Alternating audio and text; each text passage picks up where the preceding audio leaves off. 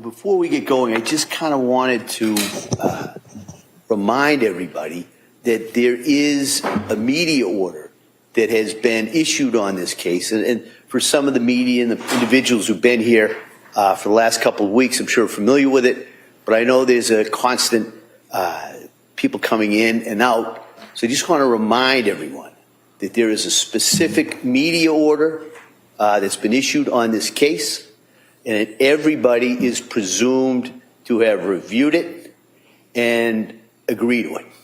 So if there are any violations or problems with that, we'll have to deal with it. But I just kind of wanted to remind everybody, especially people who may have just come into the courtroom recently. So if you have any questions about what that order is, you can speak to any of the court officers. They have a copy of it. We can get a copy of it to everybody who needs to see it and review it.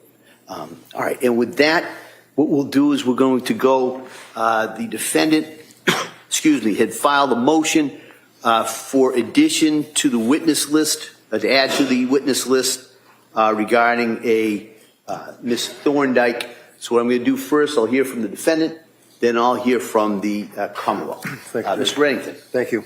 Your Honor, basically, as the motion speaks for itself, there is a woman, her name is Emily Thorndike, who's a LACSW here in Massachusetts.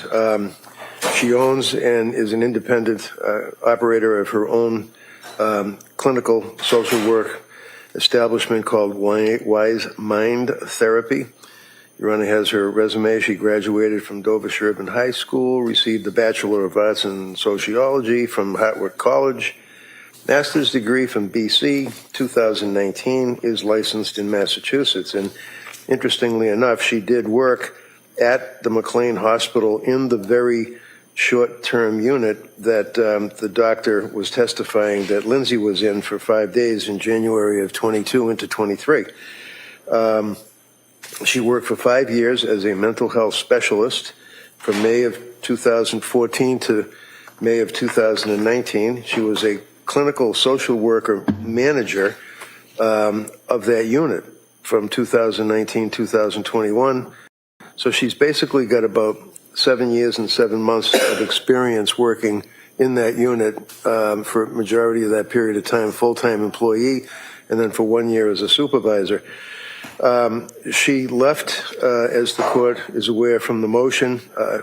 I vetted her out. I obviously would be concerned if there's any so-called axe to grind, if you will, any lawsuits pending. Were you fired? Did you have any difficulties? Any claims for harassment, hostile workplace? Absolutely nothing. She has friends that are still employees that still work at McLean. And I do not know this woman. I have literally never met her. Her involvement in this case came about after one of the prosecutors, I don't recall which, made it out on direct examination that McLean is some kind of a five-star institution where the doctors, the psychiatrists, the psychotherapists, the counselors were all banging into each other in the hallway trying to interview Ms. Clancy, who was just blithely refusing care and treatment, which is not the case. Patrick testified as to his observations. The court is aware that Patrick's testimony clearly in all fours landed on the fact that it was clear to him that there was no staff that was available other than kids behind plexiglass on their cell phones. She colored. She took walks. There was no therapy. She didn't speak to any therapists or counselors. So now the jury is left with that image that McLean is purportedly some kind of a five-star hospital because they're affiliated, quote unquote, with Harvard, which you from your practice, I'm sure, as I know from my practice, is as far from the truth as can be possible, in my opinion. But it doesn't matter what my opinion is. I could cross-examine somebody till the cows come home. It doesn't matter. This woman posted a video on TikTok, which, much like yourself, I'm sure. I hardly know what TikTok is, but I received an email from one of the very, very active people in the community of TikTok saying, look, you got to check this video out. So I did. This is about a week ago, maybe longer now. When I saw her video saying that she could not stand for, and I quote, the lies and the misrepresentations from that witness stand about McLean Hospital, I then said to my private investigator, Bob Jones, I said, Bob, I can't find this woman because she had a pseudonym name or whatever. He went, we wrote, he called her, left messages. She never got back to us for like 3 days. He went to her house. He sat out in front of her driveway. She came home from work. They interacted. He waved, didn't want to scare her. And she said, I thought, and oh, by the way, I believe that my wife had written her a letter as well because she's a nurse and was trying to reach out to her to have her get in touch with me, to no response. She then tells Bob, I thought you guys were all AI. I didn't know that you were real. I thought it was spam. He then gave me her number. I spoke to her. She told me exactly what I put in the affidavit or in the motion, and she is available, ready, willing, and able to testify to an employee's observations over 7 years, including as a supervisor, as to what woeful environment McLean Hospital offers, especially on holidays, such as major holidays like New Year's, which is fine. We all enjoy New Year's. But nevertheless, New Year's, the day after, that weekend, Monday, nobody was there. And I think it's important to rebut the inference that was created through the examination by the DA. All right, Mr. Brake, let me ask you this, and I'm going to ask the Commonwealth kind of the same thing. What's the relevance? What's the argument for the relevance of what McLean's was, at least because she wasn't there for about a year, if I looked at the motion. Is that correct? No, that's all right. Yep. Yeah, that's true. She left. She has her own business now, and she left, but it was just a year. Yeah.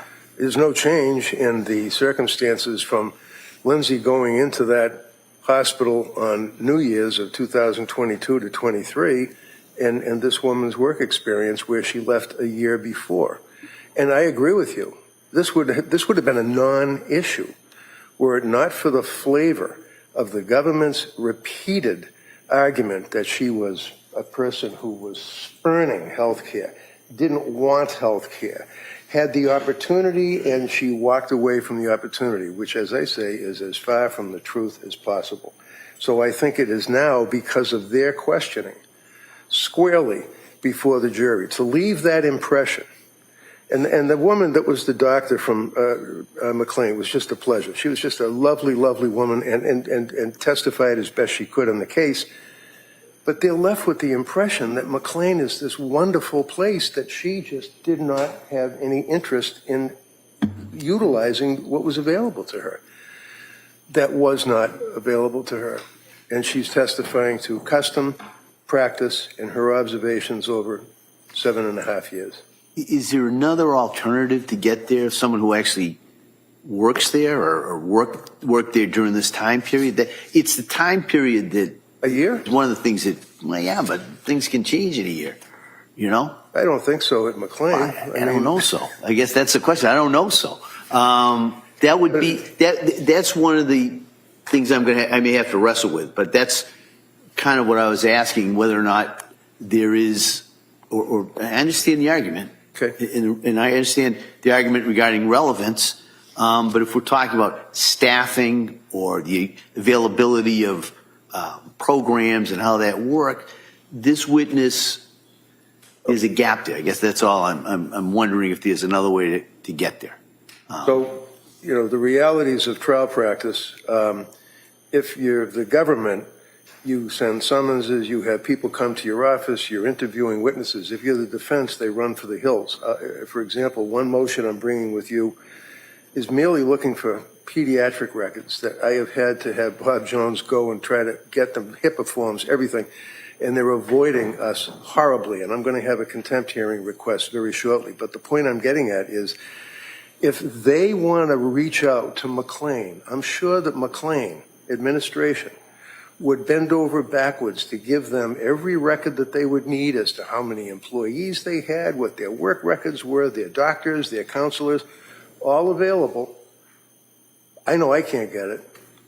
So I'm suggesting to Your Honor that this is an opportunity for a person who worked there for all those years who does not have any dog in the fight to testify to what her observations were clearly within her time frame. She left a year before Lindsay went in there on New Year's. So I certainly agree with that. Cross-examination, they could get records if they wish, but I think it is relevant.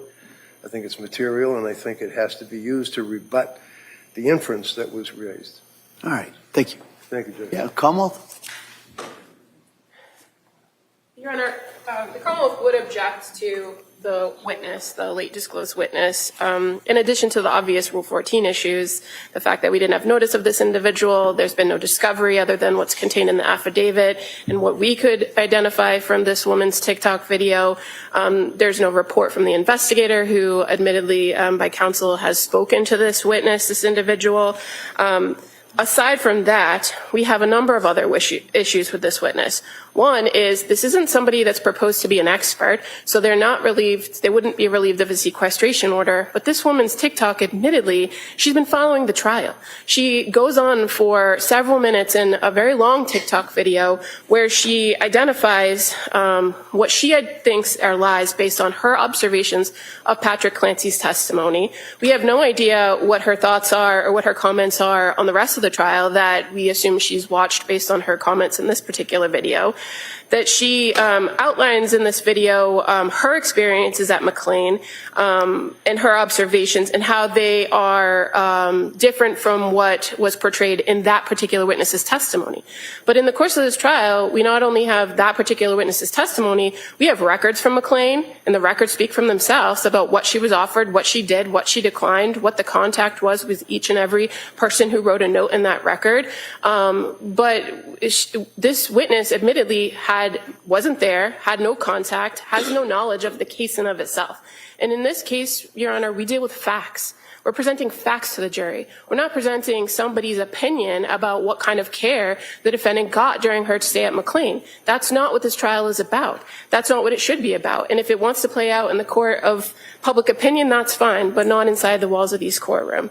So this person who said that she cares about Lindsay in this video, whether other people do or don't, this person who said that the prosecution of this case is an abomination, this person who said that the health profession needs to be held responsible for their care of the defendant, that's not a witness that presents facts to this jury. And I would also agree that there is a problem with what relevant testimony that she could give. There is no indication that what her experiences were in those 7 years up until December of 2021 are exactly the same as they would have been when the defendant was at that short-term unit at McLean. And the defense had the opportunity to ask that of Dr. Goodhart, and he didn't. So there is... Hey, wait a minute. I think she said, I don't know what the staffing was. Didn't she say, I don't know how many people were on? I don't know if it was a skeleton crew? She said on that particular weekend she didn't know what the staffing was. Well, but she wasn't asked That's the only weekend we're talking about. Right, but now he wants to make this an issue about the practices and the common practice of the hospital, but that was not a question that was asked of her, nor would Your Honor necessarily have permitted it where he was trying to tailor the testimony to the exchanges with the defendant.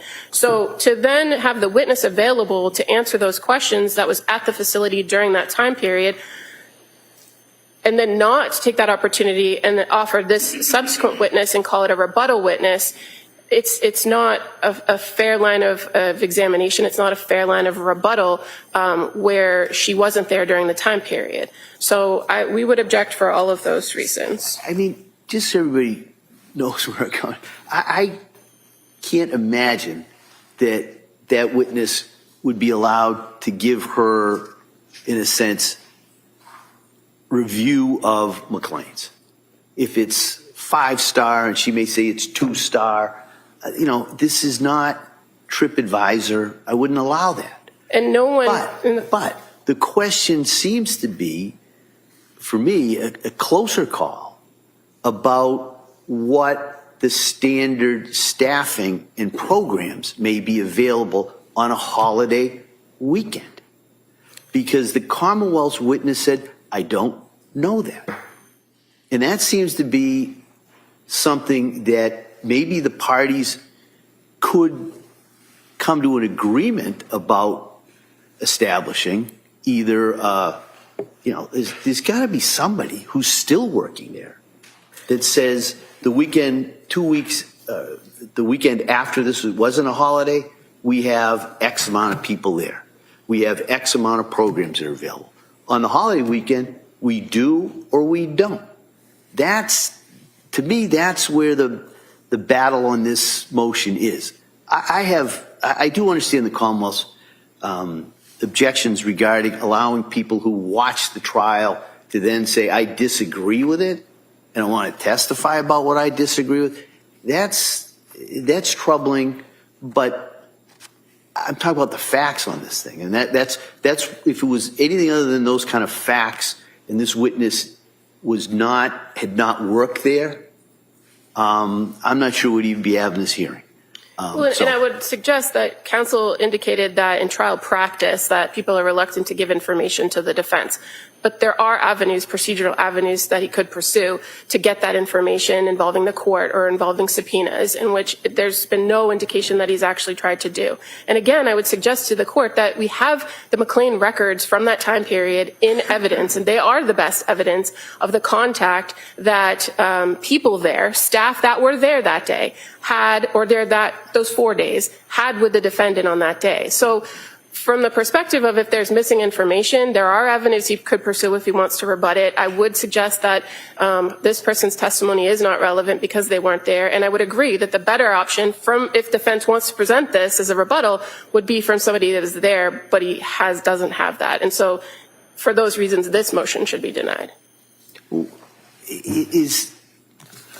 you don't have to commit to this at all, but it seems to me that it would be a very simple solution to get the staffing records or somebody at McLean's who can testify to this. What was the program availability on the mid-December weekend, if you went in there, as opposed to the weekend of New Year's? And it may be no different whatsoever, and that kind of eliminates the argument. So I think probably the best way to deal with this is to maybe have a voir dire of this witness in regards to what, so then the record's clear too. But it also allows the parties to consider while we're setting this up, maybe there's another way to do it, a lesser alternative, so to speak, that would reduce the prejudice to both parties. So again, I don't know how a voir dire of this particular witness, who clearly wasn't there and didn't have contact with the facility during that time period, would answer Your Honor's questions. But I do agree. Maybe we can find out. I can ask the questions and we could see. I understand the problem that I kind of had as the case was going. The individual that was probably, you would anticipate, could talk about the staffing, the difference of a holiday weekend and a non-holiday weekend, said she wasn't aware of that. So, well, I don't know that she said she wasn't aware of the difference. She said she wasn't aware of who was there on that weekend because she wasn't working that weekend. So I think there's a slight distinction in that. But again, the witness was available. Counsel could have crossed her on that, subject to any sort of objection, and we could have addressed it at that time when the witness was on the stand. But again, that witness is under summons, and if counsel wants to recall her, he can. There are avenues that he could pursue if he wants to pursue this line of rebuttal that's short of calling this particular witness that's been proposed, is the point that the Commonwealth wishes to express. So I'm going to take this under advisement. I want to review it. But I'm inclined, just so everybody can kind of maybe make some idea where we may go with this, I'm inclined to have a voir dire. This witness or some other witness. So maybe the defendant can get somebody who hasn't watched the trial, because I do understand there's an issue regarding sequestration, but that may be a function of a trial like this that's being broadcast. How do we guard against that? But that's not going to affect really the relevance, the prejudice, the determinations I have to make, under, really under all the rules, 401, 403, all of those considerations that I have to make. So I'm inclined to do that unless the parties can think of a I won't say better alternative, that's not fair to this witness, a different alternative that might address everybody. We're going to be able to agree on anything, Judge, so it would really be up to I know, but the referee to make a decision. Right. What I'm trying to do is put that out there. If the parties can agree, I think the three of you know me. I don't have a problem making a decision. I really don't. But I just kind of wanted to give everybody that opportunity to maybe craft a solution. And if I have to do it, that's kind of what I'm saying by saying I'll take it under advisement. So I'll let the parties know. I may just ask, sure. Your Honor, if you're reviewing this, taking it under advisement, that you do look in more detail at those records, the McLean Hospital records, sure. and Yeah. current evidence, so that Your Honor can see the extent of the contact, the extent of the notes of people who actually dealt with her. Because again, that is the issue.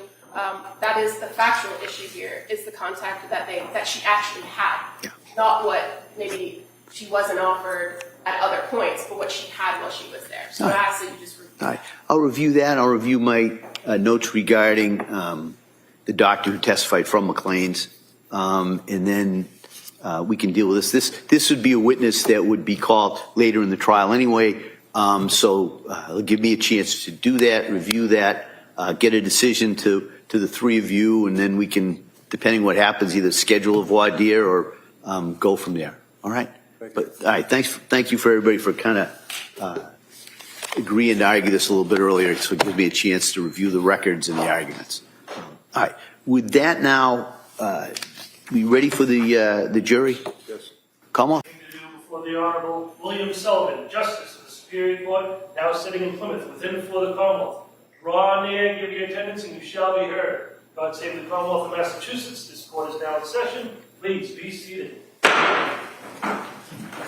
Good morning, Your Honor. May I proceed? Yes, please. Your Honor, before the court today, we have the continuation of the jury trial in the matter of Commonwealth versus Lindsay Clancy. Ms. Clancy is present. She is represented by Attorney Kevin Reddington. The Commonwealth is represented by Assistant District Attorney Jennifer Sprague and Assistant District Attorney Shannon Buckingham. All right. Well, good morning, everyone. Good morning. Thanks for your patience. I told you we got a little late start, but I appreciate you waiting for us. And so what I'm going to do is going to go through those questions. And then at that point, we'll talk a little bit about the schedule, and then we'll get right back into the trial. So first question, as you all know by this point, has any member of the jury read, seen, heard, or overheard anything from any source about any aspect of this case that would affect your ability to be a fair and impartial juror? All right. Second question is there any other serious matter or concern bearing on your service as a juror in this case that anybody needs to bring to my attention? Again, thank you for following those instructions. And then in regards to today's schedule, I'll probably be wrong again, but the best estimate, I think it'll probably be similar to yesterday, okay? So we'll go, return to the case, we'll take a break, hopefully around 11, take a break from 1 to 2, and then we'll go into the afternoon depending on how the case testimony goes. And then at the end of the day, I'll try to remember, bring counsel over here. We'll talk about kind of where we are on the timeline of the case, where we are kind of scheduled for the week and going forward. So I'll try and give you that, hopefully, this afternoon before I send you home. All right. So with that, we're going to return. There was a witness. Ms. Paul was on the stand. The Commonwealth had finished their direct examination, and we're about to begin cross-examination of that witness. So I would ask the witness if the witness could retake the stand, please.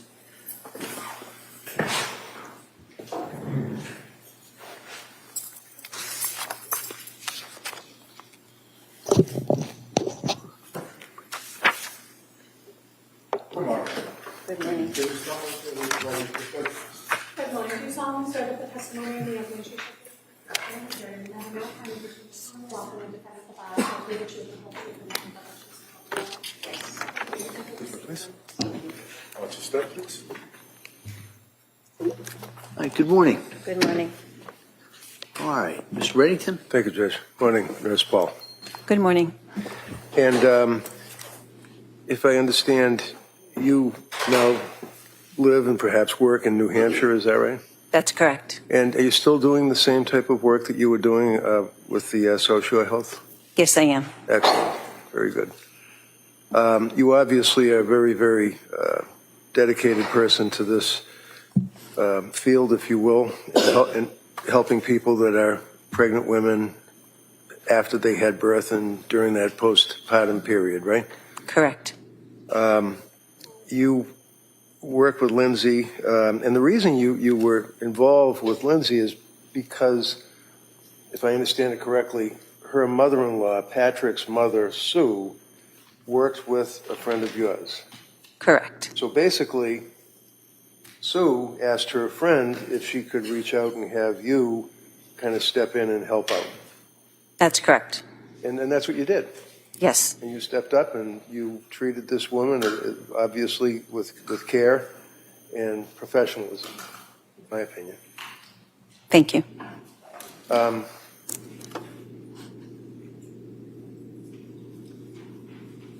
Your Honor, I would like to offer the records from Social Health, if I could.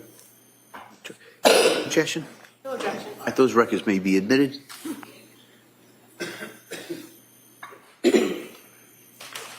Exhibit 222.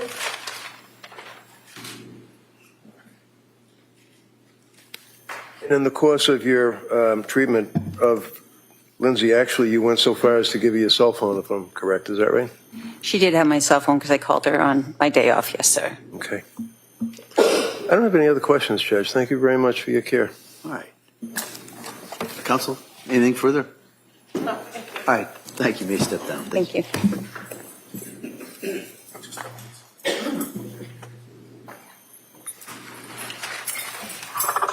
The Commonwealth would call Rebecca Jollotta as its next witness, please.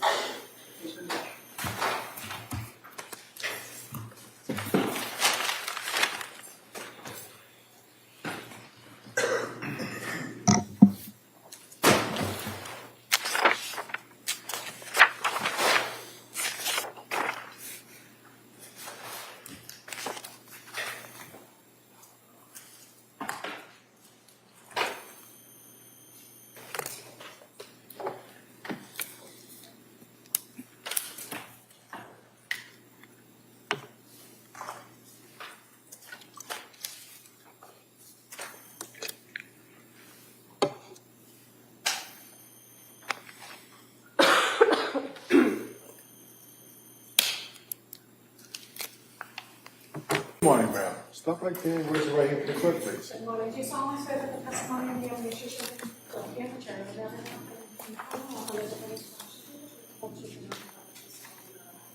Thank you, ma'am. You may take a seat. Watch your step, please. Hey, good morning. I'm going to ask you to keep your voice up and speak into that microphone, all right? Thank you, Your Honor. Yes. Attorney Bucky, please. Thank you. Good morning. Good morning. Could you please tell the jurors your first and last name? Rebecca Jollotta. And how do you spell your last name for the record? Jollotta. And what do you do for work? I'm a psychiatric nurse practitioner. And what kind of training and education did you do in order to become a psychiatric nurse practitioner? Thank you. I have my bachelor's degree from the University of Connecticut in Allied Health Sciences. I then went on to get my master's actually in counseling psychology in 2013 from William James College in Newton. I worked in the mental health field as a clinician in various positions for a time. Then I went back to school. I've been an RN in Massachusetts since 2017.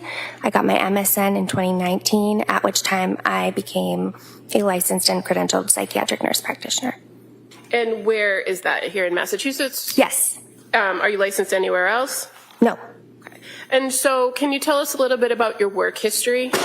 Sure. I have worked in as a detox nurse at McLean. I have worked as a therapist in outpatient clinicians prior to becoming a nurse. I have worked in DMH respite facilities, and now I'm a nurse practitioner. And when you were a therapist doing outpatient therapist, was that something you were doing on your own as a social worker, or were you associated with a practice? It was part of my training after I got my master's in counseling in 2013. So I had a panel of patients, but I was under the supervision of a licensed provider. It was up towards getting my licensure. And where do you currently work? South Shore Health. And how long have you worked for South Shore Health? Since 2021. And how did you come to work at South Shore Health? What was the role that you started? I had been working sort of in general practice as a psychiatric nurse practitioner, but I was interested in working in women's mental health specifically. And at that point, I was getting training to become, more specialized in it. And when a job opportunity became available, I applied for it. And what kind of training is that you were doing to be more specialized in women's health? So Postpartum Support International is the certifying body so that somebody can become certified in perinatal mental health. I did the 2-day, well, actually it was a 2-day training plus a 3rd day specifically for the psychopharmacology track of it. And then I took a examination and passed the examination. And so are you certified by the Postpartum Support International? I am. Now, as far as the South Shore Perinatal Behavioral Health Clinic, how did you become affiliated with that? That was the job I applied to in 2021. Okay. And so when you came to the clinic, who was running the clinic or who was the director? Julie Paul. And as far as the clinic itself, what is the clinic's, what's the patient base, or who does the clinic service? So we specialize in working with women who are pregnant and postpartum up to 2 years after the birth of their most recent baby. We offer medication management. We have a clinician on staff to do counseling. We have a few nurses that work in our program. We work with moms for any range of psychiatric disorders, including addiction. And when we talk about the range of psychiatric disorders in women who are postpartum, what are we talking about? Postpartum depression, anxiety, postpartum psychosis, bipolar disorder, panic disorder, obsessive compulsive disorder. And so you mentioned postpartum psychosis. Have you yourself had the experience of treating women with postpartum psychosis? I have, yes. And how many patients approximately over the course of the last 5 years? Approximately 5. And how about postpartum depression and postpartum anxiety? Hundreds. And in the range of services that the clinic offers and the work that you do you oftentimes collaborate with other community providers to offer additional referrals or services to patients if they need it? We do. And how about when somebody appears before you and you believe they need a higher level of care than what you can offer? Do you have relationships with hospitalization programs, or are you able to make referrals for people for those services? Yes. Is that pretty common practice? Yes. And you mentioned that one of the services or one of the things offered to patients at the clinic is medication management. Yes. Is that a big part of what you do as a psychiatric nurse practitioner? It is. And what kind of training do you receive in order to be a prescriber? So in order to be a prescriber, it's part of my master's in nursing. So you take courses like in advanced pharmacology, advanced health assessment, pathophysiology. It's part of the coursework of my degree. And then you actually have to take a certification exam and you have to pass the exam. You have to go on and get a DEA license, a Massachusetts controlled substance license. You have to go on and get your advanced practice registered nursing license. So it's education and certification and licensure. And so you've done the education, you did the certification, and do you have all the licensures that you just described here in Massachusetts? I do. And you also mentioned part of the services of working with social workers in the clinic. And what do the social workers do?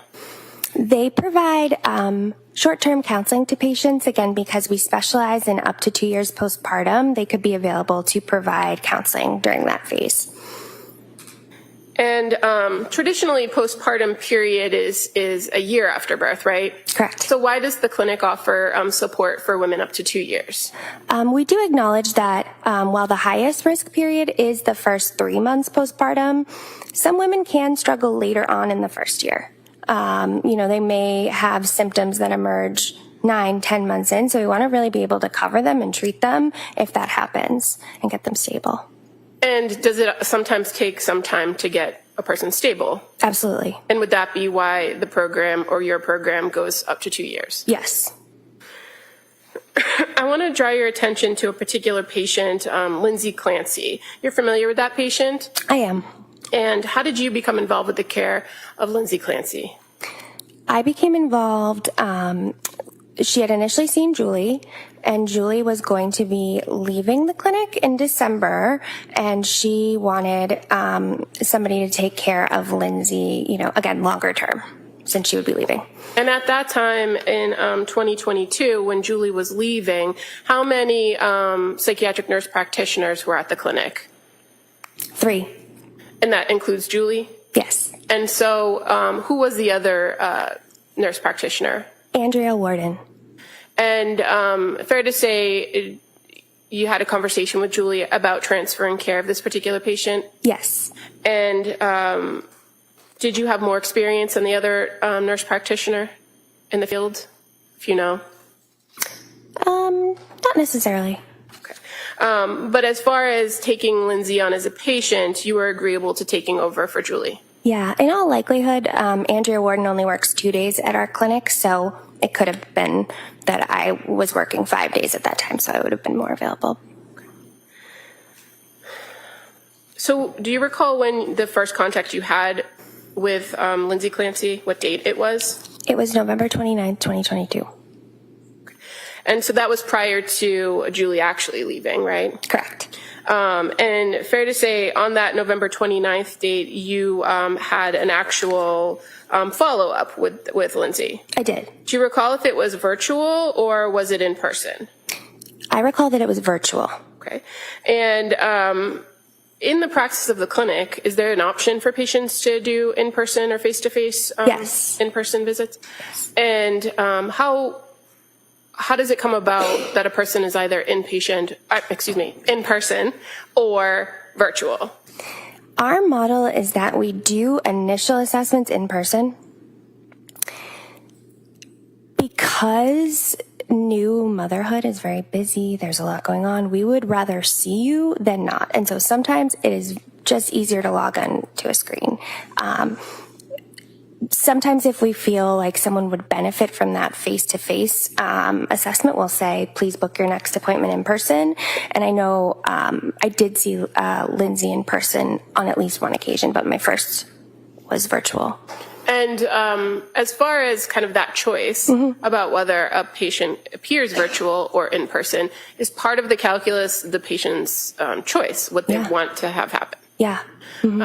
And if there were circumstances where you believed or insisted that an in-person visit was required, would you articulate that to the patient?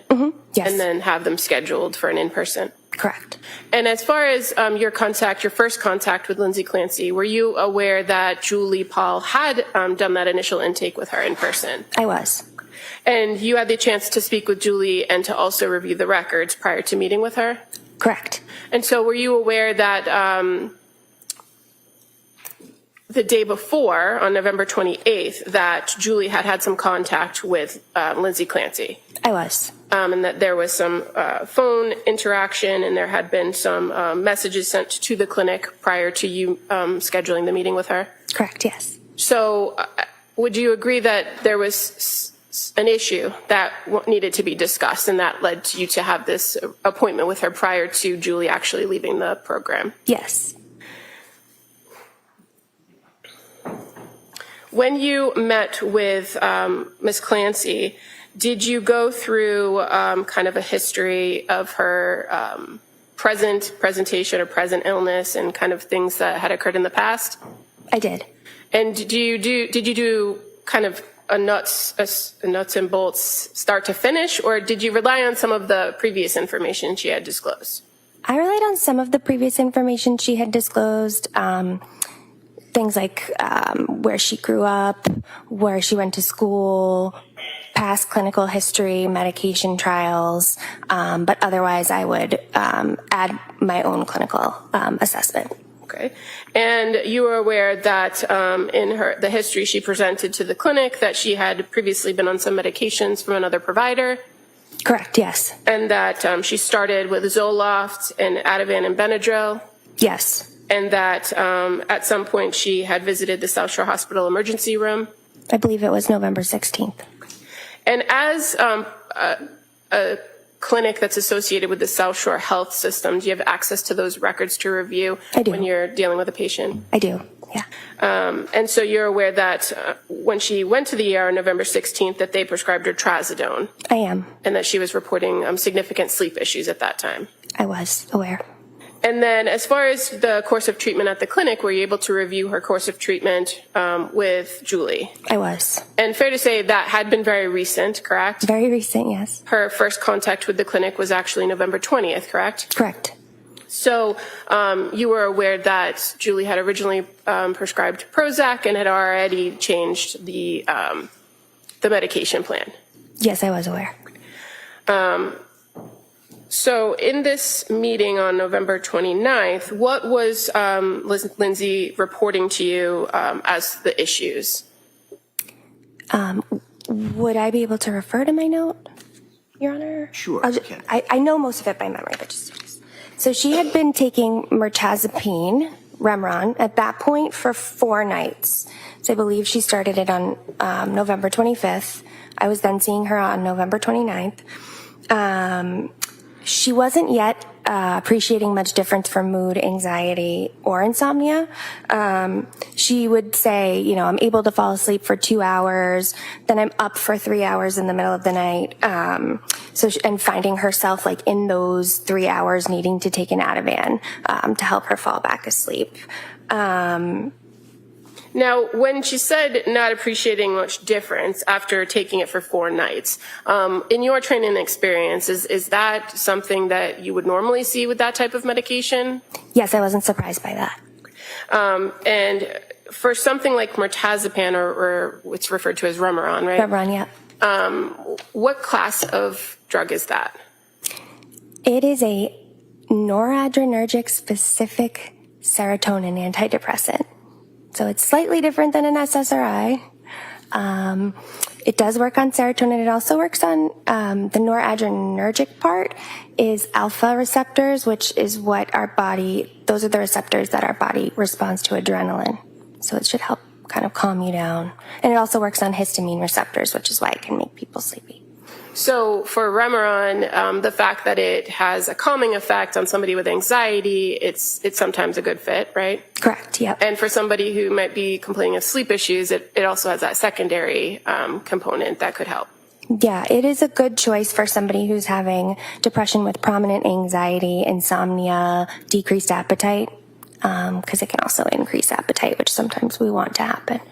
And based on your view of her course of treatment with the clinic, those were issues that had arisen, right? Mm-hmm. Yeah, I had noticed she had lost weight when she had gone to her PCP on October 20th, I believe she weighed like 130 pounds. On the 16th, when she went to the ED, she weighed 124 pounds, and they had done a pretty good medical workup on her with labs and everything. And she had reported like decreased appetite. So that was part of the clinical picture. And of course, not sleeping and very anxious. Okay, and so with a medication like Remeron or mirtazapine, does it take time to work or to see results? Yes. And typically, what's the time frame for that drug? I usually tell patients 4 to 6 weeks at a given dose is really going to give us a good idea of what that dose is going to do. You may start to see improvements in the first 2 weeks, but full clinical benefit can take a month, sometimes 8 weeks even. And you were aware prior to her coming to this follow-up appointment with you that she had been reporting after taking the Remeron feeling disoriented, forgetful, not feeling connected to the body, and anxious about whether she would actually sleep. Correct. And so were you aware that on November 28th that one of the nurses actually advised her to increase the Remeron? I was. And in addition to the medication, there was also the recommendation that she add some cognitive behavioral therapy to her treatment plan. Yes. And at that point on November 29th, by November 29th, were you aware of whether she had met with the social worker at the clinic? She had not. So did you have any indication that she had been engaging in some sort of cognitive behavioral or psychotherapy? No. Now, in relation to the medication piece of this follow-up, did you have any conversations with her about the concerns with the Remeron and what to do about that? Yes, I did. I explained to her that it takes time to work, that it has only been 4 days. So I did encourage her to give it some more time. I also made additional recommendations as well. Okay, and so what were the recommendations for? I had known that Julie had tried like 5 milligrams of Ambien, so I had suggested maybe we could try 10, maybe we could try Ambien controlled release formulation, because she was having these wake-ups in the middle of the night. The controlled release, kind of like the outer layer gives you 60% of the dose, helps you sleep. Then throughout the night, the inner layer gives you 40% of the dose, keeps you asleep. I said that might be a good option while we're waiting for the Remeron to work. Because I was sort of thinking that maybe the underlying depression, anxiety was causing the poor sleep. So while we're treating that, let's try these alternatives. Okay, and so was she receptive to the Ambien? No. And did she say why? No, I don't recall. Okay. Did she express to you that she had some other concerns about taking certain types of medications for sleep, like benzodiazepines? She did. What did she say about that? Was concerned about taking benzos. She had mentioned something called rebound anxiety. And what that is once the dose sort of wears off, your anxiety goes like above your baseline once the dose of a benzodiazepine wears off. It usually typically has to do with half-life of a medication. So for Ativan, that's usually between 8 and 24 hours. So if she's taking it in the middle of the night, the next morning she would feel more anxious. She was concerned about that. She also feels she was concerned about getting physically dependent on it because she had needed to take it for a number of nights. And when she used the term rebound anxiety, was that her terminology? Yes, it was. And is that a terminology that you generally use in psychiatric care to describe that, what you just told us about? Yeah, it's a clinical term. And was that something that she mentioned first, or did you mention? I put it in quotes in my notes, so that's usually when a patient mentions it, I put it in quotes. Okay. And so as far as the plan to address the sleep and to help her with this complaint, with Ambien not a choice, what was your next recommendation?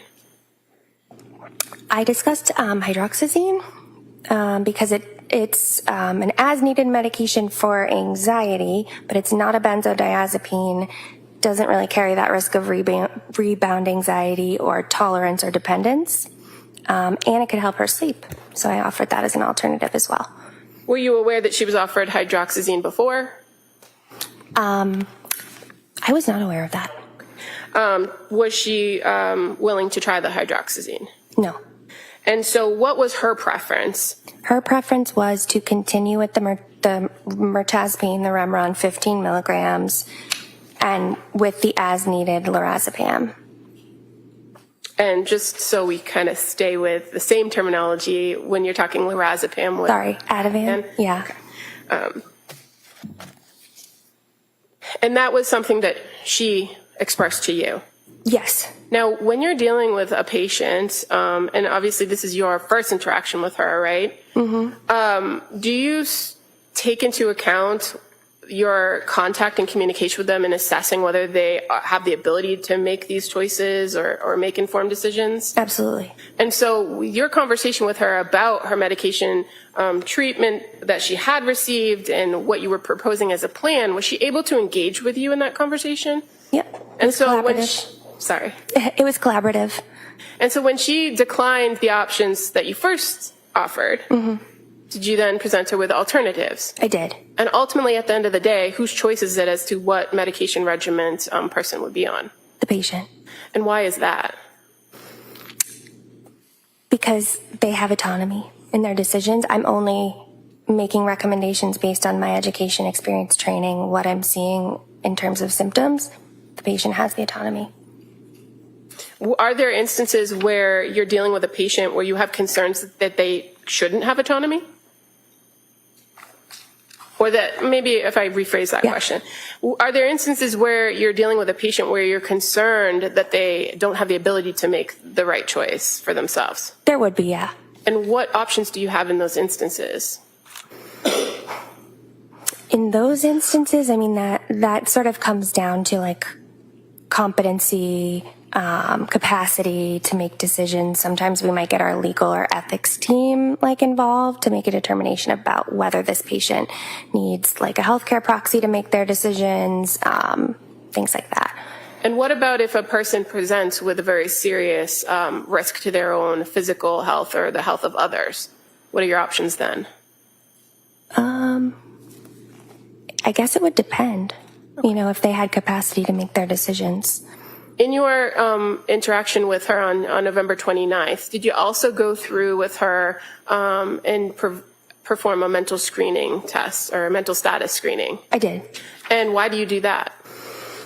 It gives me some like objective data of how the patient presents, like how is their speech, how's their appearance, what is their thought process, what's their thought content, things of that nature. And in this meeting on November 29th of 2022, did you observe anything in which she displayed manic symptoms? No. And what traditionally are manic symptoms that you look for? So there's a new mnemonic called DIGFAST. Try to do this quick. D is distractibility. Patient is highly distracted to lots of extraneous stimuli. There is pressured speech, grandiosity. So like suddenly someone's like, I'm going to run for office. I'm going to be the president. And you're like, okay, you've never had an interest in that before. Sleep is really poor. So somebody might get like 2 hours of sleep, but be like, go, go, go, go, go. Increased goal-directed activity. So somebody might be like painting the exterior of their house, painting the interior of their house. They might be, you know, doing a bunch of different projects with no like decompression time or feeling tired. Those are the general symptoms of mania. Sometimes there can be psychosis associated with it as well. Okay. And so when you say mania and psychosis, are those two different things? Yes. And so are you also looking in these screenings to identify signs of psychosis? Absolutely. And what would be signs of psychosis usually?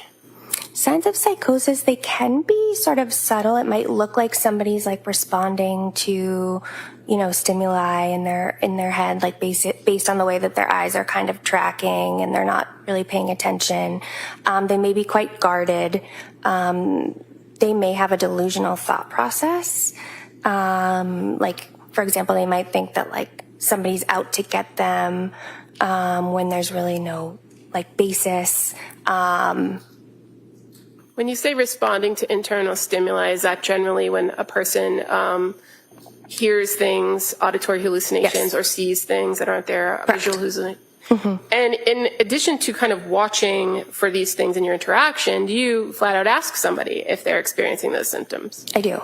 And in this first interaction that you had with Lindsay Clancy on 11/29, did she display any psychotic symptoms? No.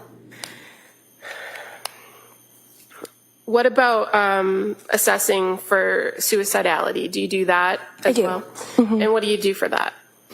I generally ask, are you having any thoughts of wanting to hurt yourself or anybody else? And if the answer is yes, it sort of becomes a more in-depth assessment.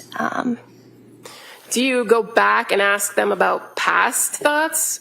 Yes. Whether they've articulated that? And in this case with Ms. Clancy, did she ever indicate whether she had a history of having suicidal thoughts or suicidal ideation? She did not. And how about homicidal ideation? Do you ask about that? I do. And in this instance, did she indicate whether she had any homicidal ideation or thoughts of harming other people? No.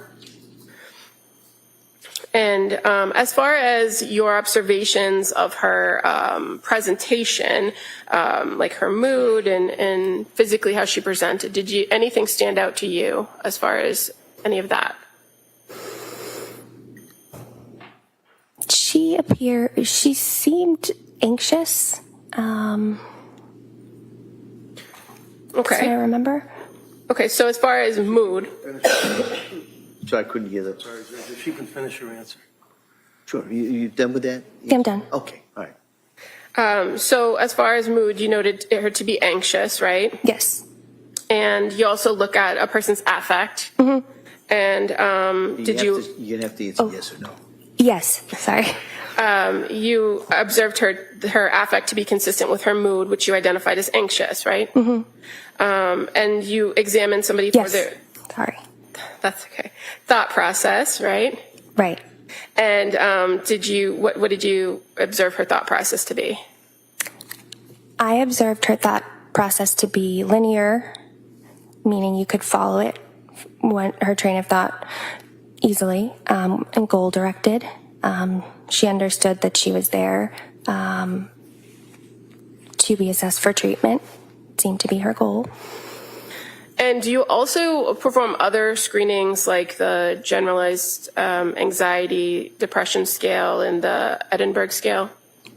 I do. And did you do that for Lindsay Clancy on November 29th? I did. And what were the results of those screens?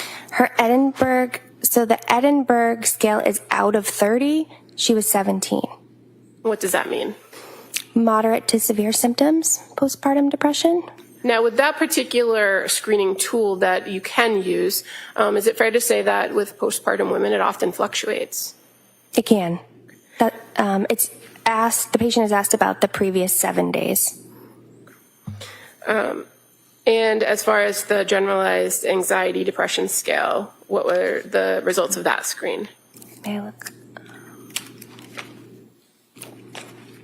14 out of a total of 21. And so what does that mean? That would mean moderately severe anxiety.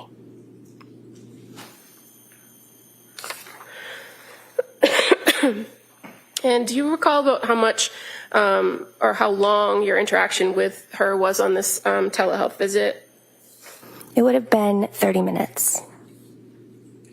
And as a result of your interaction with her, did you come up with a plan moving forward as to what to do to address her issues or her concerns? Yes. What was the plan? Continue Remeron 15 milligrams nightly, Ativan as needed. Those medications had been prescribed to her already. I did not write her any prescriptions at that visit. And again, you indicated that you kind of encouraged her to stick with the Remeron and give it a chance to work. Yes. Was she receptive to doing that? Yes. And as far as, again, the sleep issue, based on your conversation with her and her request to continue with the Ativan, that's what you recommended? Yes. Did you also recommend other types of treatment that were not pharmacological? Yes. And what were those? I recommended therapy, mindfulness, physical activity, meditation. And you're aware that in the past she had reported physical activity was something that had been helpful to her? Yes, I believe with her postpartum period with Dawson, her middle child, she had some anxiety, but it seemed to resolve with exercise in particular. And fair to say, as it pertains to that experience, her postpartum with Dawson, she had reported at some point to the clinic that she had sought medication after having Dawson and that she didn't end up taking that medication, right? Correct.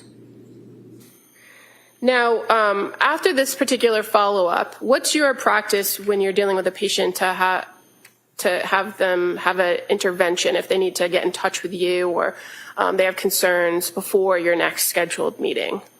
I generally advise for non-emergencies, you can message me on the Epic portal. Is that generally referred to as My Chart? My chart, yeah. And so My Chart, you could kind of go back and forth with messages, right? Yes. Did you encourage Lindsay to utilize My Chart if she felt the need to reach out to you before your next scheduled appointment? Yes. And at the end of that meeting, what was the plan for the next scheduled appointment? What was the track that you would ask her to be on as far as regular visits? 1 week. And is that typical, 1 week? 1 to 2 weeks would be typical for a new patient. And based on her report of symptoms or potential symptoms, was it important to you to identify if there were any changes? Absolutely.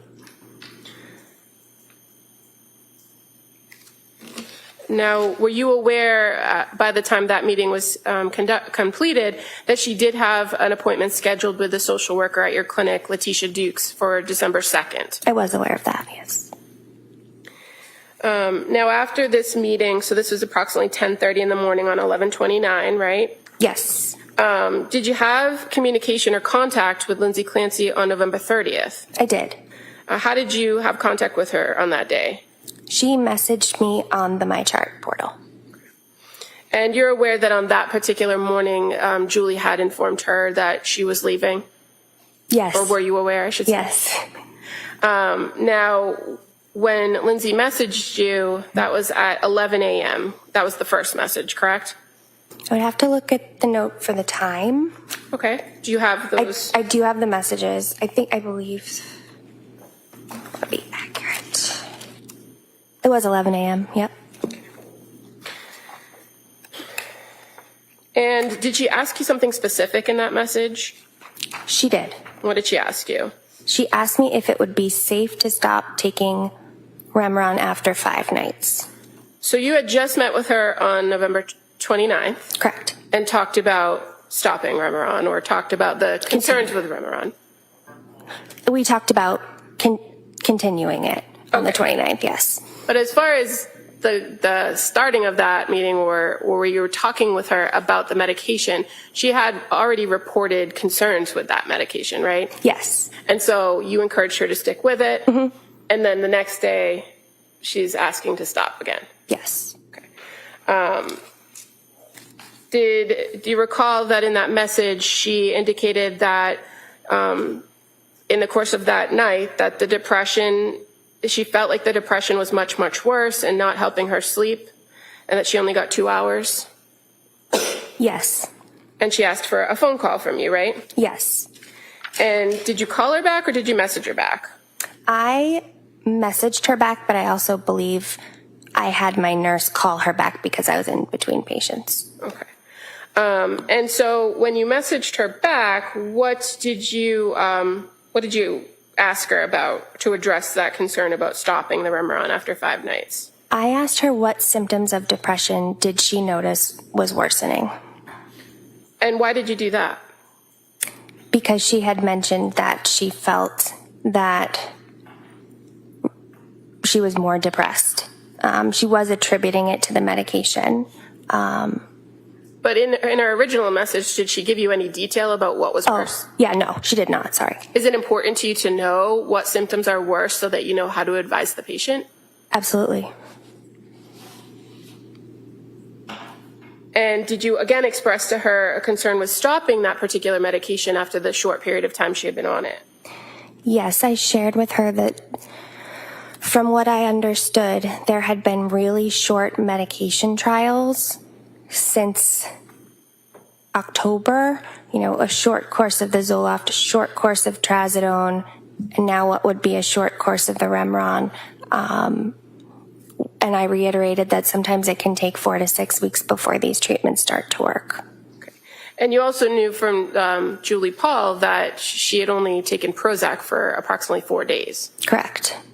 So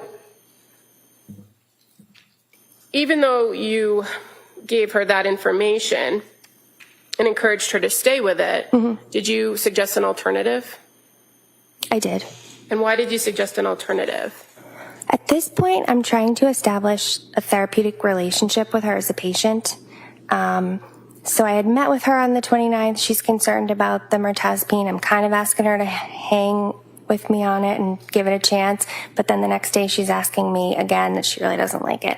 So at this point, I'm trying to kind of give her an alternative to establish a collaborative therapeutic relationship. And at the end of the day, if you prescribe a medication and the patient doesn't want to take it, Right. You don't know if they're going to take it, right? Exactly. So what was the alternative you suggested? I had suggested Prozac again just because I had known that she had taken it in like 2012 whenever she was in nursing school, and she was able to take it for a year, and she tolerated it okay. So I was kind of thinking maybe we can try to get you to retrial it, and it would be helpful. And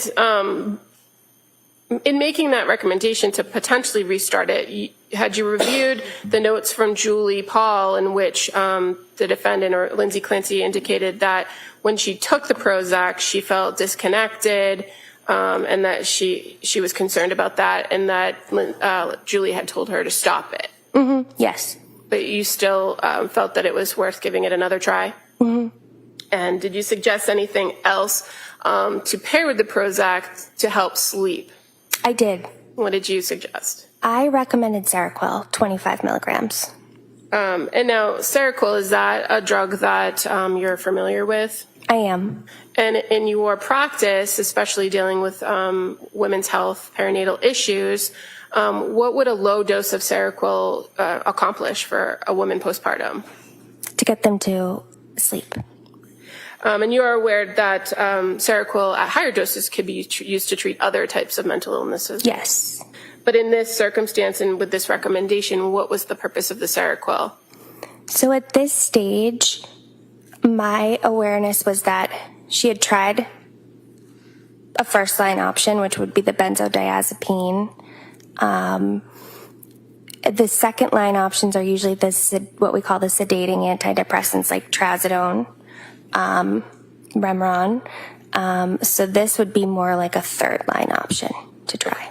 And is that because trazodone, she reported, didn't help her? Didn't help. And she didn't like the feeling on Remeron? Right.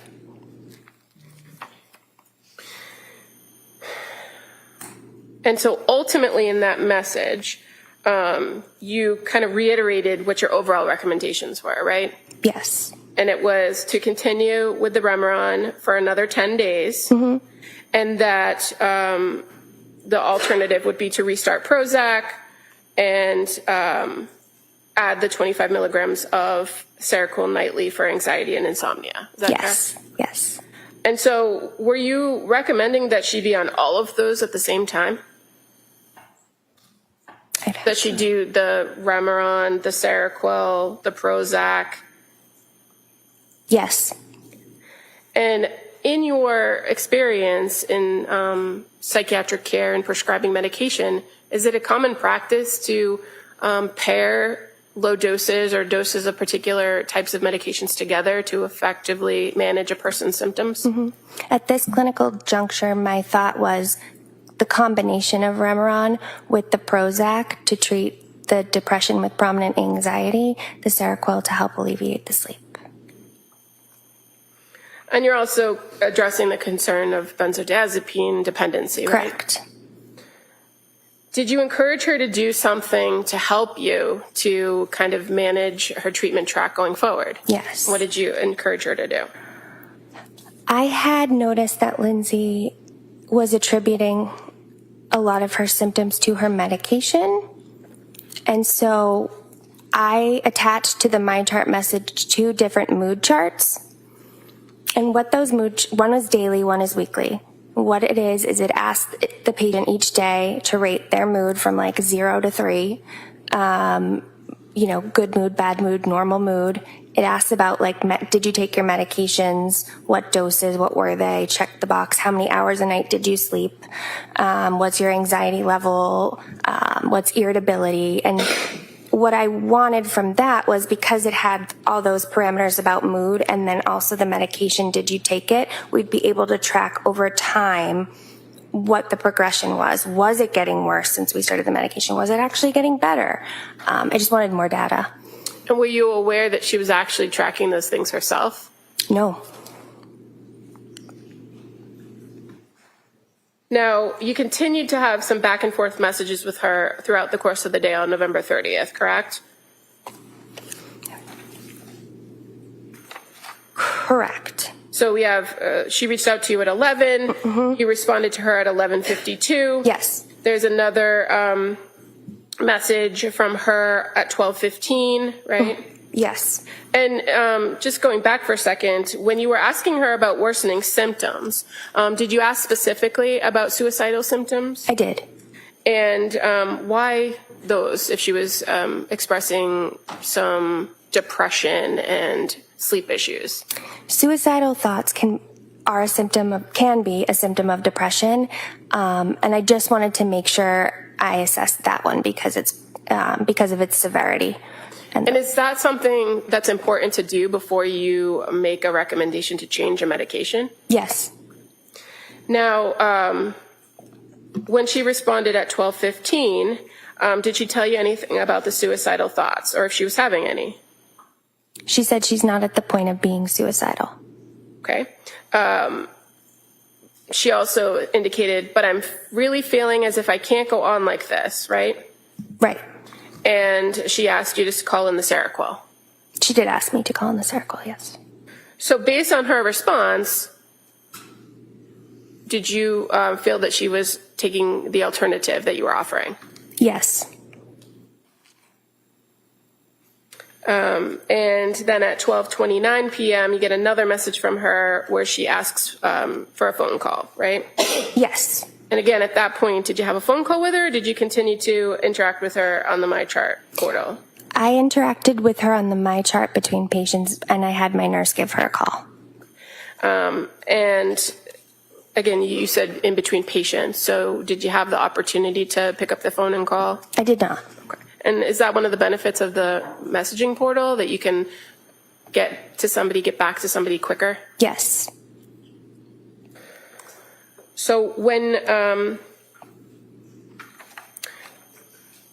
before you were able to respond, did she send you some additional messages on MyChart, if you remember? Or if you could look at your notes. Okay.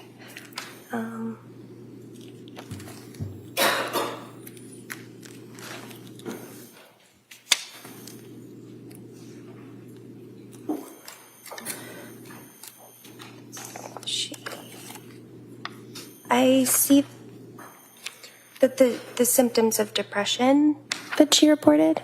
Yep. So just drawing your attention to 12:58 p.m. Yes. You get another message from her where she says, the symptoms of depression that are much worse are just feeling completely hopeless and unmotivated to do anything at all. And that she says, I printed the daily mood chart and we'll start it. Okay. Now, you said that you did ask your nurse to give her a phone call at some point, and so you're aware that a nurse did call her on November 30th at approximately 3:10 p.m. Yes. And during that phone call that Lindsay agreed to the plan and that she was going to pick up the Seroquel. Yes. Now, at that point, you had another meeting scheduled with her for a week out, right? But Yes. prior to that, did you also continue to communicate with her via MyChart? Yes. So moving into December 1st, again, were you able to send her a message? She sent me a message on December 1st, and I did reply to it. Okay, so December 1st at 12:20 p.m., we have a message from Lindsay Clancy. Hi, Rebecca. I really don't like the way I feel on the Remeron, and I know that I can't stick with it, or I can't stick with taking it. I started having very intrusive thoughts that I never had before. I didn't take it last night. I would really like to go back to Julie's original plan of Prozac in the morning and using Ativan and Benadryl at night as a Band-Aid until I get to a therapeutic level of Prozac. Please let me know if you agree with this plan. I know that I need to give it a good couple of weeks to work. Is that the message that you first received on December 1st? It was. And were you aware that that same day that Lindsay had reached out to her primary care physician asking for an immediate appointment with her nurse practitioner? I was. And that she was looking to discuss medications? Yes. Do you know if she actually got an appointment or went to the appointment there? They had reached out to her, and she did not respond to their voicemails or MyChart messages, so she did not see them that day, to my knowledge. So you're able to review the notes from the network of South Shore Health, right? Correct, yes. So you were able to review that she asked for an emergency appointment. They were able to find her an emergency appointment, but she didn't get the back in enough time to actually get there. Correct. Okay. And so in the meantime, you're having a back and forth with her during the course of that day, December 1st. Yes. When she indicated to you in this message on December 1st about having intrusive thoughts and not liking the Remeron and not taking it, what was your response? I sent her a detailed message of signs and symptoms of postpartum depression and anxiety, including factors like onset, risk factors, predictors, common symptoms, and it highlighted how intrusive thoughts are quite common in postpartum depression and anxiety, and I asked her, I'm wondering if that's what's going on here. I then asked her if she was able to take the Seroquel that night and if she noticed any improvement in terms of sleep or anxiety with the Seroquel. Now, by giving her this information about postpartum depression and postpartum anxiety, was that consistent with a diagnosis that either you or Julie had given her in coming into the clinic? Yes. We were thinking this could be some postpartum anxiety, and I wanted to familiarize her with the symptoms so that she had them written down and she could report them to me and understand that they are part of these disorders. Okay. And you also gave her some information about obsessions and compulsions, right? Mm-hmm. And you said you asked her about the Seroquel and asked about sleep, right? Yes. And did you also reiterate that you were still encouraging to keep up with the Remeron for a period of time? Yes. And you further indicated to her that you wanted to kind of see if there was a correlation between the symptoms and the medication and that you just didn't have enough data. Right. In response to that message, she actually responded at 2:36 on December 1st, correct? Yes. And she indicated, thank you for the information, it was helpful. That she says, I panicked last night and just took Ativan and Benadryl, but tonight I'll stick with the plan and try the 15 of Remeron and the 25 of Seroquel. Do you recall if you had ever had a conversation with her about kind of using Ativan and Benadryl as a backup, or if she just felt like she wasn't getting any relief? I recall having a conversation about using the Ativan as a backup. I believe it was, yes, in my initial, I said continue the Remeron and the Ativan as needed. Okay. Yeah. And what about the Benadryl? The Benadryl I don't recall discussing. But you were aware that she had reported the combination of Ativan and Benadryl had worked for her before. Right. And in that message, she also says, I'm sorry for all the messages. It's just a scary, very scary, stressful time for me. And starting new meds with side effects is very scary to me. I'll check in the morning and let you know how it went, right? Right. Okay. And again, you continued to have some contact with her on that same day after that. I believe I responded to that, reassuring her that it's understandable to have fears, concerns about starting medications, and I sent her a detailed description of common question and answers I get from patients about medications, things like what to expect, how long does it take to work, what are common side effects, risks for, is there any risk for suicide, homicide with medications, So in providing all this information with her, what were you trying to do? Provide information because she had said it was so scary starting medication, so I wanted her to be equipped with understanding and what to expect possibly. And based on your interactions with her and your review of Julie Paul's interactions with her, this was a person that was very receptive to taking information, right? Yes. And as her role as a nurse, she was not afraid to ask questions. Is that fair to say? No. Yes, she was not afraid. And one of the things that you provided her, or the information you provided her in this detailed response back to her on December 1st at 3:04, was that there are other sources or resources that she could utilize that are available at the clinic, right? Yes. And go ahead.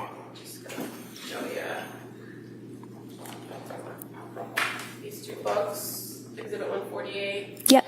Good Moms Have Scary Thoughts, and this one, The Pregnancy Postpartum Anxiety Workbook. Yes. Familiar to you? Yes, I instructed her that we had copies of these books that we were giving out to patients and that she should come grab them when she was in clinic. And she informed me she would be seeing Letitia the next day for counseling, so she would grab them when she was there. Okay. And so that day, December 1st, fair to say you went back and forth with her from about 12:30 to her last message, she was at 4:37 that day. Yes. And you said that she indicated that she did have an appointment the next day with Letitia Dukes. Yes. And were you aware of whether that was an in-person meeting? Yes, it was in person because she said, I'll be in clinic, I'll be able to get those resources. Okay. So moving to December 2nd, you didn't have a scheduled appointment with her, correct? I did not. And you knew she was going to see Letitia that morning in clinic, right? Correct. And you received several messages from her that morning. I did. Again, through the MyChart portal? Yes. Beginning at 7:51 a.m., where she sends you a message saying, "Hi, Rebecca. I took the 15 Remeron and 25 Seroquel. I woke up at 12 with horribly intrusive thoughts of wanting it to be all over. I took 1 milligram Ativan and went back to sleep, and the thoughts went away. Now that I have the Ativan on board, I really need to explore the option that I'm addicted to Ativan. I have a therapy appointment with Letitia in your office. I would really like to speak with someone in the substance use clinic to explore the option." Do you recall getting that message? I do. Okay.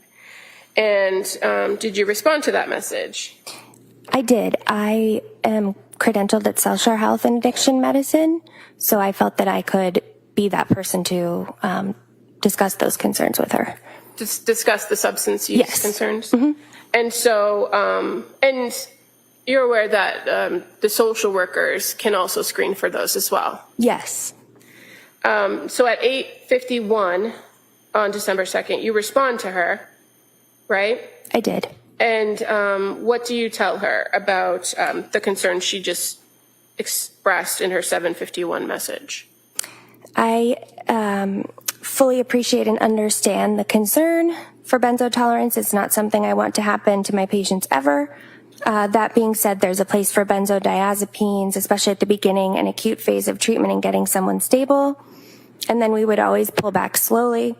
I think another thing to try tonight would be to take 50 milligrams of Seroquel, the 2 tablets, and see if that works better. The intrusive thoughts are part of postpartum depression, anxiety, very painful to think and experience, but I want to reassure you that it's not uncommon and mean nothing about who you are as a mother. Let me know what you think. And so the recommendation from 25 to 50 milligrams of Seroquel, is that still within the range for treatment for insomnia? Yes. So would you characterize that as a low dose, a high dose? A low dose. And as far as her statement about intrusive thoughts, fair to say your response doesn't ask her more specifics about those thoughts, right? No. But you reiterate to her, just as you had in the lengthy messages where you provided information, that intrusive thoughts are pretty common. Correct. Now, did she respond to that message? She did. And so at 9:04 on December 2nd, there's a response from Lindsay Clancy. I'm willing to try anything. I just keep coming back to the feeling that I'm dependent on Ativan after my 2.5 weeks of taking it daily with Benadryl, following the bad reaction to Zoloft. I feel addicted to it, and I feel like I'm not being heard that is a possibility. I feel like we are throwing all these different meds at my insomnia when the root cause is Ativan dependence.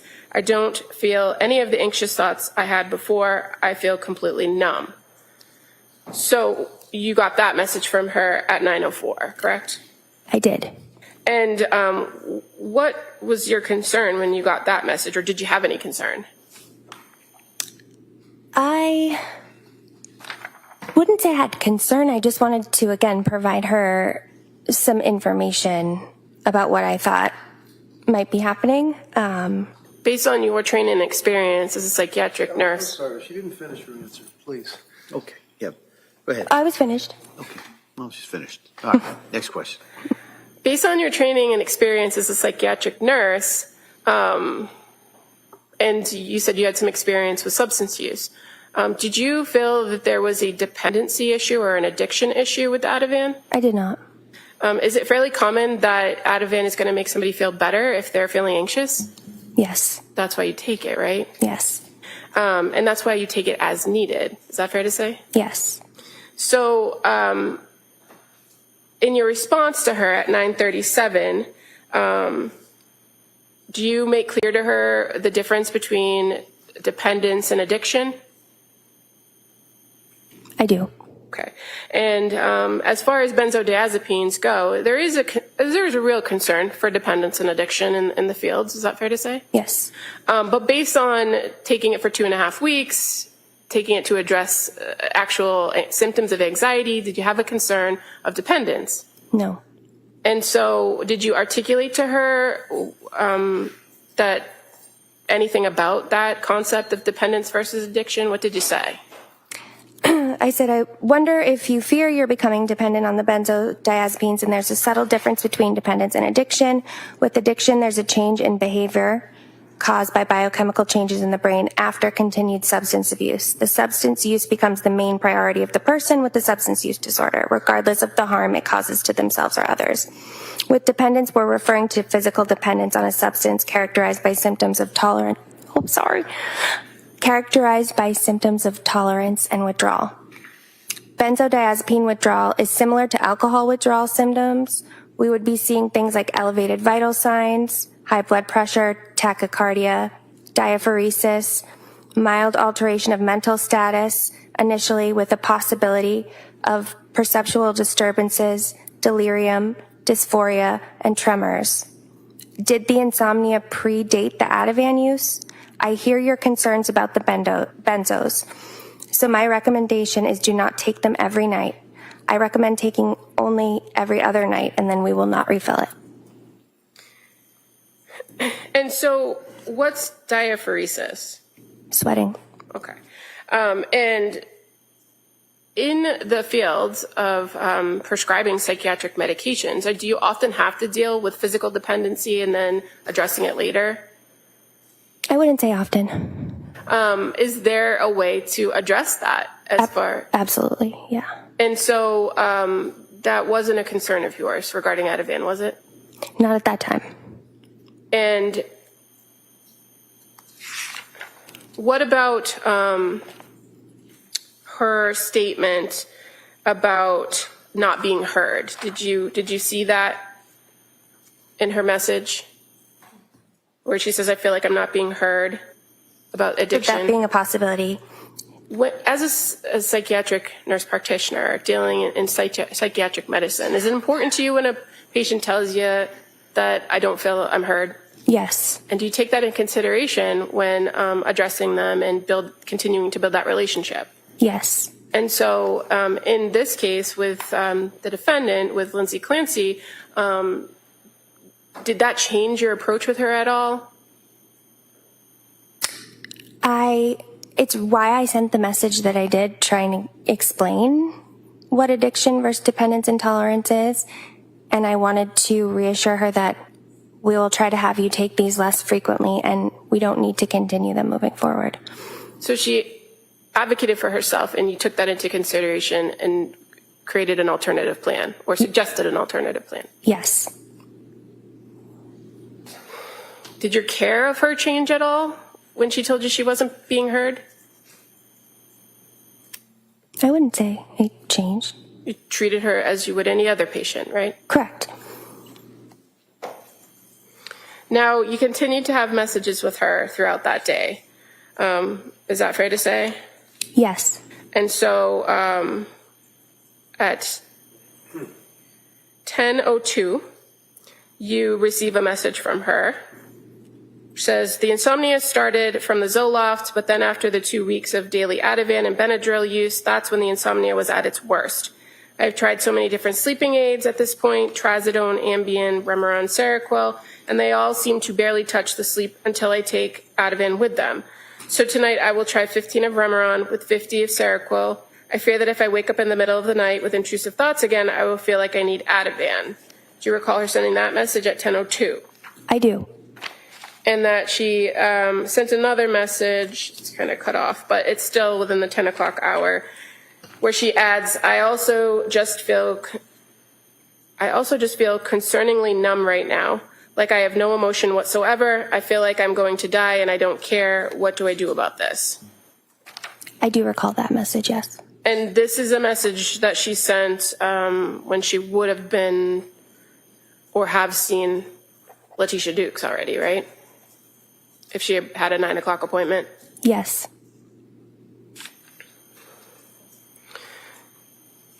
When she sent that message to you, did you respond back to her at 11:35? I did. And with the fact that she talked about being numb and having no emotions, feel like I'm going to die and don't care, what did you do? I said, this sounds like depression and anhedonia symptoms. I would say if you're feeling unsafe, particularly as we head into the weekend, it is important for you to have information for psych emergency services available to you. And I provided a list of the 24-hour emergency service programs like mobile crisis intervention. Okay. And when you say anhedonia, excuse me if I mispronounced that, what does that mean? Anhedonia is a symptom of depression where people are unable to feel pleasure. They might describe it as feeling numb. They're unable to look forward to things. Okay. And in her message where she says, I feel like I'm going to die and I don't care, did you take that as a suicidal thought or suicidal ideation? No. And so did you tell her to go to the ER right away? No. Okay. Did you have concerns that she needed to get a higher level of care at that moment when she sent that message? My concern about that statement was that I wanted her to have access to resources if it escalated or if it worsened. So I made sure she had it. Okay. And fair to say you also, at the end of that message, indicate, are you able to get rest or reach out to your support system so that you can be helpful, so they can be helpful to you right now? and that this is hugely important. I did say that, yes. And 11:41 a.m., she responds, yes, I have support. My parents are here to help. And again, this is 12:02. Does this sound like side effects to Remeron or Seroquel? I have never felt anything like this before. And then 11:57, she sends another message. Do you think over time these symptoms will go away over time? 12:04, another message from her. Is there any chance you could give me a call to discuss when you have a minute? At 12:10 p.m., and just to confirm, your recommendation for tonight is 15 Remeron, 50 Seroquel, and avoid Ativan even if I'm not sleeping. So you got those messages in succession, right? I did. And were you able to eventually respond to her with a phone call? I responded to the message at 12:12 p.m. I wrote it down for her. And again, in your response to her, did you reiterate that these are pretty common signs of depression, and that what she was expressing to you wasn't uncommon in women with postpartum depression? Correct. I said it sounds more like depression than side effects. It's not uncommon for me to hear, I've never felt anything like this before, or I just don't feel like myself. All of this sounds like postpartum depression. And did you further try to give her some encouraging words? I shared a passage from a book called This Isn't What I Expected. And is that book kind of centered around postpartum depression? Yes. And did you also tell her this is going to get better? I said, even though they feel terrible, remember that they're symptoms of an illness that is very real and very treatable. This is going to get better. And after that message on 12:12, did you in fact send her another message? I did. And fair to say that next message was to kind of address the concern about her question, what to take. Yes. And you confirmed to take 15 milligrams Remeron, 10 milligrams Prozac, and 50 milligrams Seroquel. Yes. And that taking Ativan every other day might help. I said, I would say taking Ativan every other day might help you to see you are not addicted, as one cannot be addicted to something they don't take every day, but we can also decide to let me be concerned about whether you have a problem with the Ativan and simply take it nightly for now. And if I have concerns about your use of it, I will make them apparent to you. My primary concern at this time is that you sleep, and if that means taking the Ativan for middle of the night wake-ups, that is what it means. I'm confident we can safely and successfully get you off Ativan in the near future. And then I also go on to make recommendations about if she does have trouble in the middle of the night, certain sleep hygiene techniques that she could do, like getting out of bed, and doing something non-stimulating, and then go back down to try to sleep again when you feel drowsy. So an alternative to medication intervention. Yeah. And then at 1:40 p.m., she responds, thank you, I'll stick with that plan. I really hope it works, and to feel like myself soon. Right? Yes.